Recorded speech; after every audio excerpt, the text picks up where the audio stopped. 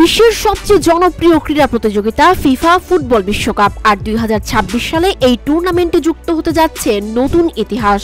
কারণ এবারই প্রথম অংশ নিতে যাচ্ছে রেকর্ড সংখ্যক 48টি দল। আর এই মহাযজ্ঞের গ্রুপ পর্বে ড্র হতে যাচ্ছে এক অনন্য ও চমকপ্রদ ভেন্যুতে, যুক্তরাষ্ট্রের লাস ভেগাসে।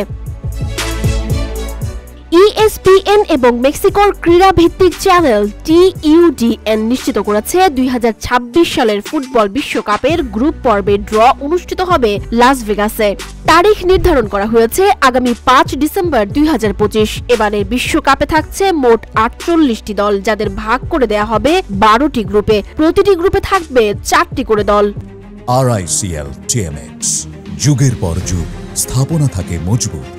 ড্র অনুষ্ঠানটি আয়োজনের জন্য বিবেচনায় নেওয়া হচ্ছে দ্য স্ফিয়ার নামের অত্যাধুনিক মাল্টিমিডিয়া অডিটোরিয়ামকে, যা দর্শন, শক্তি ও প্রযুক্তির অপূর্ব সম্মিলন। 2023 সালে চালু হওয়া এই স্থাপনাটির ধারণ ক্ষমতা 17,500 জন এবং এর অভ্যন্তরে রয়েছে বিশাল 54,000 বর্গমিটারের একটি স্ক্রিন, যা দর্শকদের উপহার দেয় এক অনন্য অভিজ্ঞতা। তবে দৃষ্টিনন্দন শহর লাস ভেগাস বিশ্বকাপের কোনো ম্যাচ আয়োজনে অংশ নিচ্ছে না, যেমনটি হয়েছিল 1994 সালের যুক্তরাষ্ট্র বিশ্বকাপে। সেবারও ড্র হয়েছিল লাস ভেগাসে, কিন্তু মূল ম্যাচ আয়োজনের সুযোগ পায়নি শহরটি। এবারের চিত্রটিও একেবারে মিলছে সেই সময়ের সঙ্গে। উল্লেখ্য, 2026 সালের ফিফা বিশ্বকাপ যৌথভাবে আয়োজন করছে যুক্তরাষ্ট্র, কানাডা ও মেক্সিকো। নতুন ফরম্যাটে এই বিশ্বকাপ হবে ইতিহাসের সবচেয়ে বড় আয়োজন, যেখানে থাকবে অধিক সংখ্যক ম্যাচ, নতুন নতুন ভেন্যু আর আরো বিস্তৃত বৈশ্বিক প্রতিনিধিত্ব।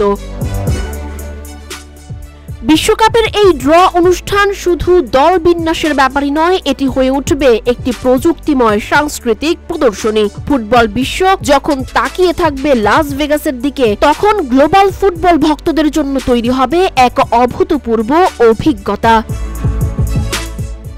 সানজিদা আফরিন, সোনিয়া, রূপালী, বাংলাদেশ।